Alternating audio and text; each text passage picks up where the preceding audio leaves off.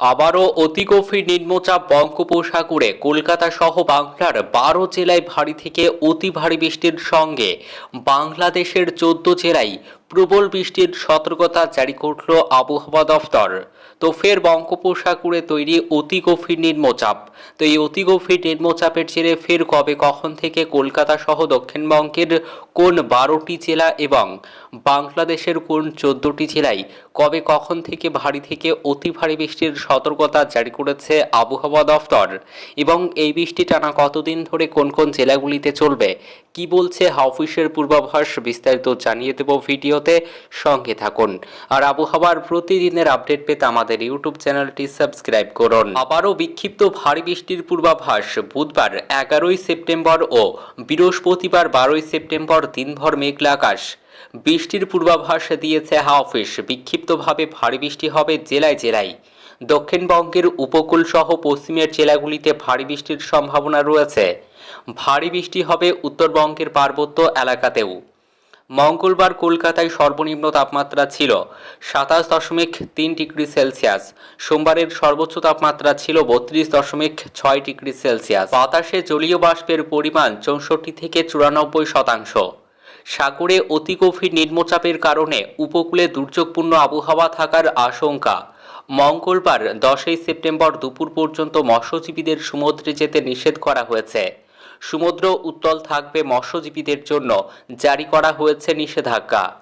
উপকূলে ঘন্টায় 70 কিলোমিটার বেগে ঝোড়ো বাতাস বইতে পারে।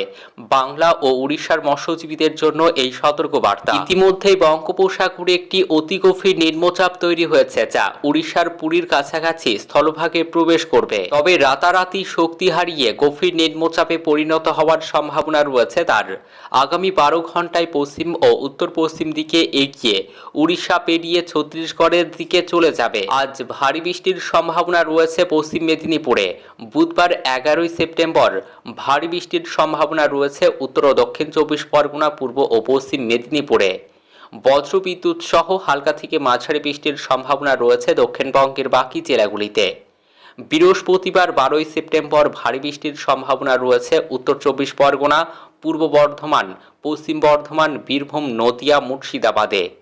বজ্রবিদ্যুৎ সহ বৃষ্টির সম্ভাবনা রয়েছে দক্ষিণবঙ্গের বাকি জেলাগুলিতে। আগামী শুক্রবারেও ভারী বৃষ্টির সম্ভাবনা রয়েছে বীরভূম ও মুর্শিদাবাদে।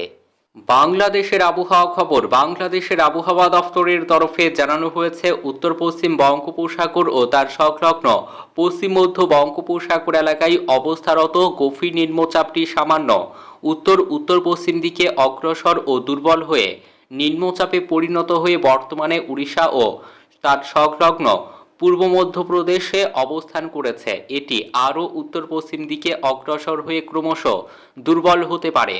মৌসুমি বায়ুর অক্ষের বর্ধিতাংশ পাঞ্জাব, হরিয়ানা, উত্তরপ্রদেশ, নিম্নচাপের কেন্দ্রীয় স্থল পশ্চিমবঙ্গ ও বাংলাদেশের দক্ষিণ অঞ্চল হয়ে অসম পর্যন্ত বিস্তৃত রয়েছে। এর একটি বর্ধিতাংশ উত্তর বঙ্গোপসাগরে অবস্থান করেছে। মৌসুমি বায়ু বাংলাদেশের ওপর মোটামুটি সক্রিয় এবং উত্তর বঙ্গোপসাগরে মাঝারি অবস্থায় রয়েছে।